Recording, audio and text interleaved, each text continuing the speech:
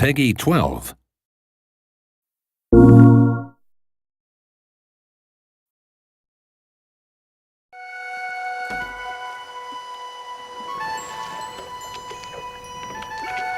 Whoa! It wasn't doing that before.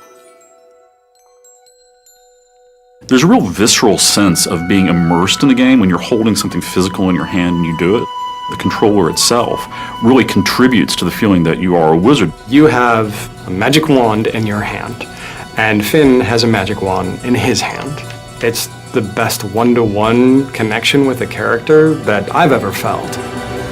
When we first took the controller and whirled it over our head and saw the apprentice conjure a tornado out of the ground, it's like, that is something different. That is not just another press the button and cast your spell. He just conjured a tornado. This is awesome.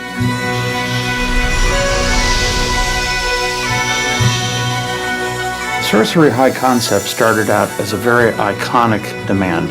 What if you one day found a magic wand in a box? What would you do with it? What would you try? What would you hope and imagine that it could do? This is fun! Sorcery is designed from the ground up to be a move title. With a lot of games, you start sort of retrofitting, saying, oh, we're going to take an existing game that has a DualShock control scheme, and then try to figure out how to work the move into that. But with Sorcery, from the very beginning, we built everything around making the move an essential central part of gameplay.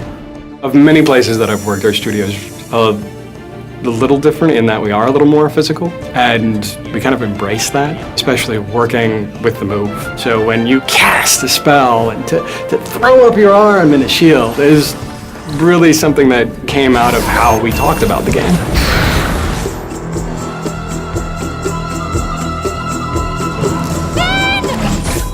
A lot of the motion control games that you see, it's sort of like it's detecting that you're doing something, but it's not precise. What really excites me when I play Sorcery is the degree of control you have. So if I'm using it to cast arcane bolts at somebody, it actually matters where I'm pointing the controller at the screen. But we could also let the player put English on it. So for example, if you cast like this or cast like that, that actually hooks the bolts around and arcs them in interesting ways. So it becomes a very technical, a very skill-based gameplay experience.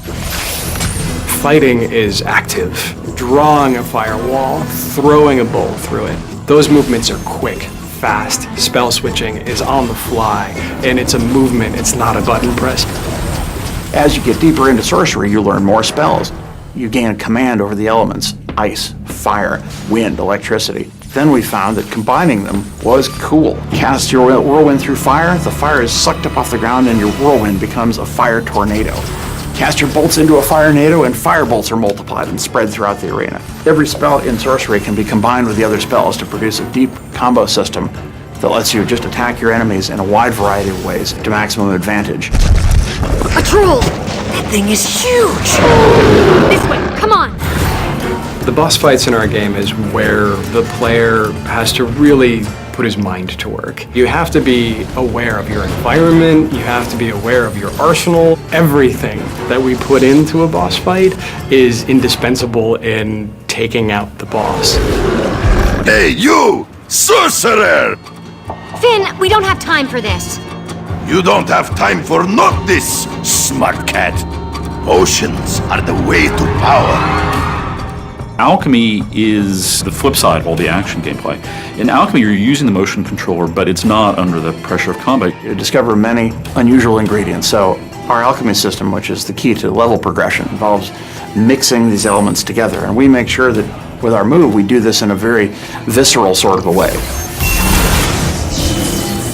We want to create a feeling of that you weren't just fighting things all the time, that you really were a wizard who had a wide variety of different magic at your disposal. With the move controller, we found that you have an enormous breadth of things you can do to accomplish simple tasks. And even though these things are often not hard or challenging, they connect you to the magic you're creating in a way that a button just never would have done.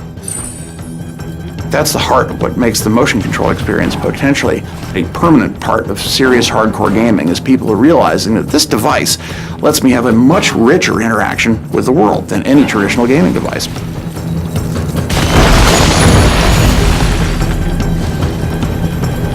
I feel that we've given people a really solid, playable game experience that uses the move like it's meant to be used as a serious gaming control device, to reach down and pick it up and to be that apprentice who is reaching out and grabbing the wand, the Master's wand, for the first time and feeling the power of it surge through him, just as you realize the power that you yourself are experiencing as a player.